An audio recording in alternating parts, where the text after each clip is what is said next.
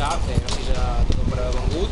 En primer lloc, aquí el meu company Enric explicarà breument en què varen consistir els fets que ens tenen a tots aquí, i seguidament jo llegiré el comunicat que les organitzacions Arran i Alerta Solidària han preparat això.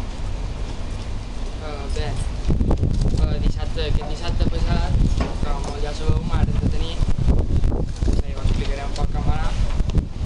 Bé, jo m'he trobat a les verbenes de Vinyali i un jove m'ha venit, m'ha agredit, m'ha pegat els pals de puny, i jo el que vaig fer va ser anar a la policia a denunciar-ho, però la policia no va voler que denunciés perquè no podia identificar qui era que m'havia agredit.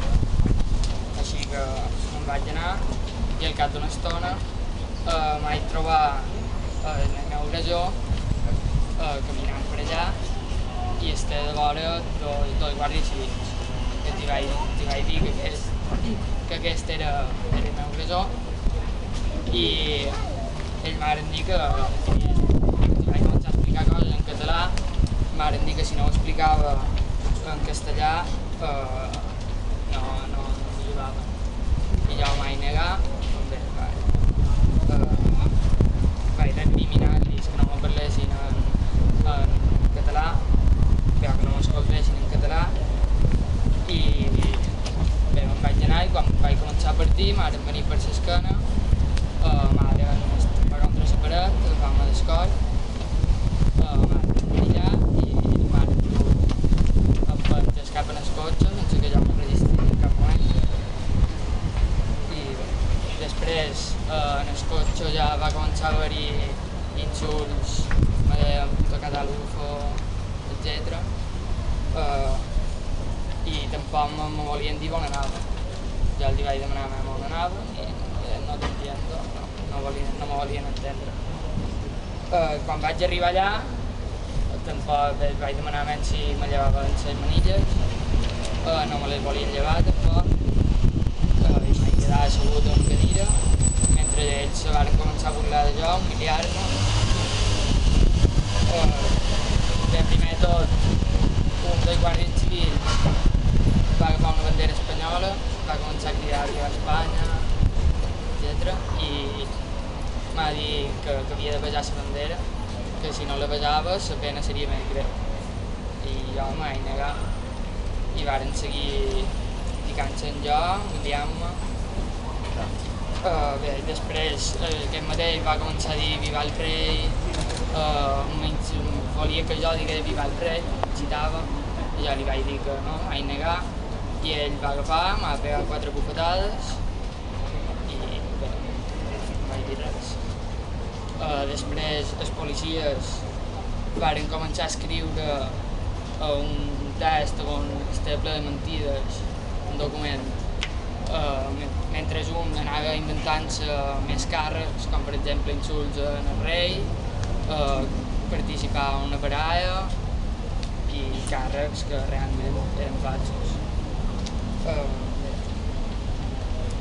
Després varen seguir humiliant-me,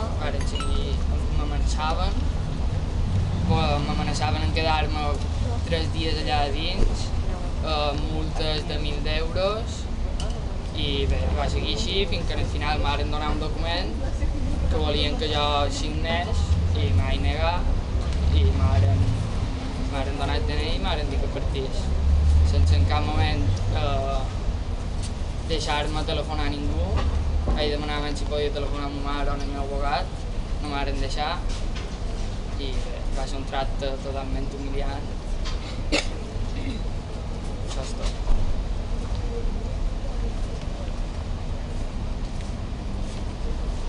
Bé, jo ara llegiré el comunicat que Arran i Alerta Solidària han preparat amb motiu d'això.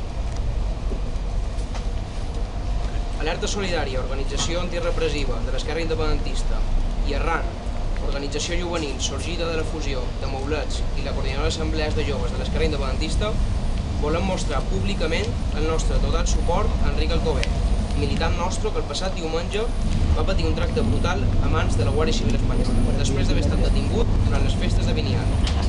no resulta cap novetat aquesta actitud violenta d'aquest cos armat pel que fa a l'ús de la llengua catalana amb ells per part dels ciutadans de Mallorca. Casos tan recents com el de Nivan, totalment agredit a l'aeroport de Sant Joan per mateix motiu, segueixen aquesta tònica. La detenció d'en Enric, amb agressions repetides, amenaces, humiliacions, etc., marca, doncs, un capítol especialment dur d'una història que es repeteix una vegada i una altra. Fets com aquests demostren el que l'esquerra independentista fa anys que assenyalava. La Guàrdia Civil espanyola és un cos estranger que té la funció de mantenir sotmesos els països catalans. Aquest és el motiu de la seva presència a la nostra illa i així s'entén la detenció d'en Enric, un nou acte de repressió que respon a la voluntat de crear un clima de por i resignació entre el jovent independentista. Pareix que els darrers mesos s'ha anat consolidant una dura política repressiva dirigida per el govern del Partit Popular sota José Ramón Bauzá, amb desenes de joves detinguts i milers d'euros de multes en el marc de les diferents protestes contra les retallades socials i nacionals. En el cas de Bunyola, també molt recent, fou també la mateixa Guàrdia Civil la que realitzà 4 brutals detencions de joves independentistes. Arran i l'Alerta Solidària, per la nostra banda, no aturarem d'exigir la retirada de la Guàrdia Civil i de totes les forces d'ocupació de la nostra terra. Fa massa anys que la seva presència s'ha traduït en incomptables episodis de repressió i sofriment pel nostre poble.